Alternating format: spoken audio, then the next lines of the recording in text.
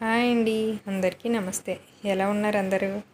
అందరూ శ్రావణ మాసం కదా చాలా బిజీగా ఉండుంటారు. నేను కూడా బిజీయేనండి.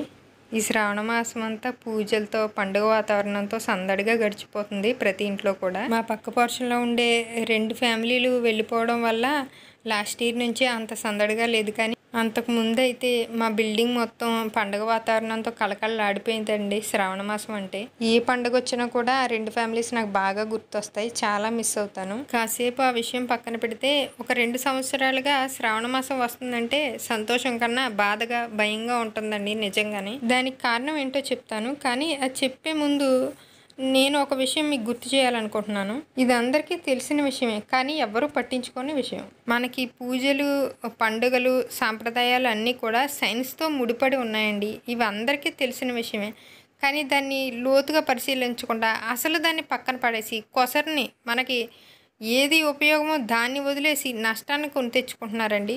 ఈ పండుగలు పెట్టడంలో ముఖ్య ఉద్దేశం మనం ఆరోగ్యంగా ఉండాలి, అలాగే పర్యావరణాన్ని కూడా ఆరోగ్యంగా శుభ్రంగా ఉంచుకోవాలి అని. కానీ అదే పండుగల పేరుతో మనం పర్యావరణాన్ని, మన ఆరోగ్యాన్ని రక్షించుకోకపోగా మనమే చేతులారా అదే పండుగల పేరుతో పర్యావరణాన్ని నాశనం చేస్తున్నాం. ఇది ఎంతవరకు కరెక్ట్ అండి? నేను చెప్పేది ప్లాస్టిక్ డెకరేషన్స్ గురించండి.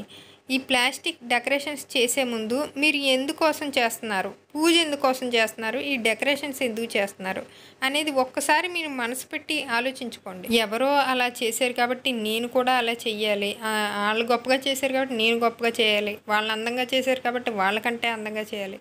కాసేపు ఇవన్నీ పక్కన పెట్టి అసలు పూజ మనం ఎందుకు చేస్తున్నాం అనేది ఒక్క 5 నిమిషాలు ఆలోచించండి. లక్ష్మీదేవిని ప్రకృతికి ప్రతిరూపంగా చెప్తారు. మనం లక్ష్మీ అష్టోత్తరాల్లో కూడా చదువుతాం కదా, ప్రకృత్యై నమః అనుకుంటా. మరి ఆ ప్రకృతినే పాడు చేస్తున్నప్పుడు ఇంకా మనం ఎవరిని పూజించినట్టండి? ఒక్కసారి ఆలోచించుకోండి. నా ఉద్దేశం దేవుణ్ణి అలంకరించొద్దని కాదండి, చక్కగా అలంకరించుకోండి. కానీ ప్లాస్టిక్ వాడి ప్రకృతిని కలుషితం చేసేవి ఏవి వాడొద్దు, దయచేసి పూజలో వాడొద్దు అని చెప్తున్నాను. అలా వాడడం వల్ల అందంగా అలంకరించానని మీకు గొప్పగానో, చూసిన వాళ్ళకి గొప్పగానో అనిపించవచ్చు, కానీ మీరు ఏ దేవత కోసమైతే పూజ చేస్తున్నారో ఆ దేవత హర్షిస్తుందని నేనైతే అనుకోనండి. నేను దైవానుగ్రహం పొందిన ఒక భక్తురాలిగా చెప్తున్నానండి.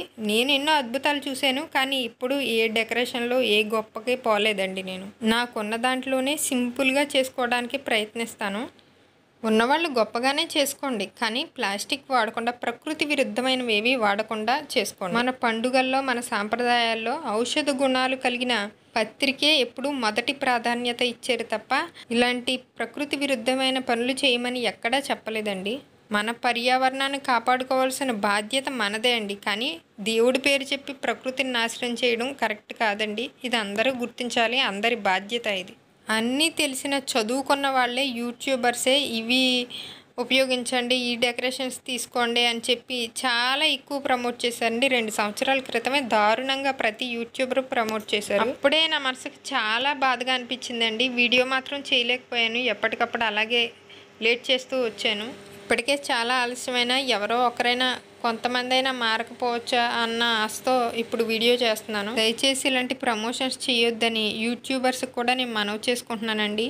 డబ్బులు ఇస్తే మీరు కూడా చేస్తారులే అని అనొచ్చు. నా ఛానల్ ఆ రేంజ్లో లేదు. ఒకవేళ ఫ్యూచర్లో అంత రేంజ్కి నేను ఎదిగినా కూడా నాకు మీకు ఎంత ఇచ్చారో నాకు తెలీదు. నాకు మాత్రం 1,00,000 కాదు కదా, ₹1,00,00,000 ఇచ్చినా కూడా అలా ప్రకృతిని పాడు చేసే ఏ ప్రమోషను నేను చెయ్యనని ఇప్పుడే చెప్తున్నానండి. ఈ ప్లాస్టిక్ని నివారించడం కోసం మన శాస్త్రవేత్తలు ఎంతగానో కృషి చేస్తున్నారండి. కనీసం వాళ్ళని గౌరవించైనా సరే మీరు ఒకసారి ఆలోచిస్తారు అని చెప్పి నేను మనవి చేసుకుంటున్నాను. నేను గార్డెనింగ్లో వాడే ప్లాస్టిక్నే ఎలా తగ్గించాలా అని ఎప్పటికప్పుడు ఆలోచిస్తూనే ఉంటానండి. ఇక ఇంట్లోకి అయితే ఒక్క ప్లాస్టిక్ వస్తువు కూడా నేను కొనడానికి ఒప్పుకోనండి. వాటికి ఆల్టర్నేటివ్ దొరుకుతాయి కాబట్టి ఏ మెటల్ ఏదోటి యూజ్ చేస్తాను, కానీ నేను ప్లాస్టిక్ ఇంట్లోకి వాడను. అలాగే బయటికి షాప్కి వెళ్ళినా కూడా చేత్తో గుడ్డ సంచి తీసుకెళ్తాను తప్ప వాళ్ళ పాలిథీన్ కవర్ ఇచ్చినా కూడా తీసుకోను. ఈ ప్లాస్టిక్ డెకరేషన్స్ గురించి ఒకసారి నేను చెప్పానో ఇంకేదో కోపంతోనో ఆలోచించకుండా ఒకసారి మీరే మనసు పెట్టి బాధ్యతతో ఆలోచించండి, మీరు చేస్తుంది కరెక్టా కాదా అని. ఇదండి ఇవాల్టి వీడియో నచ్చితే తప్పకుండా లైక్ చేయండి. Please save nature. Thanks for watching. Bye అండి.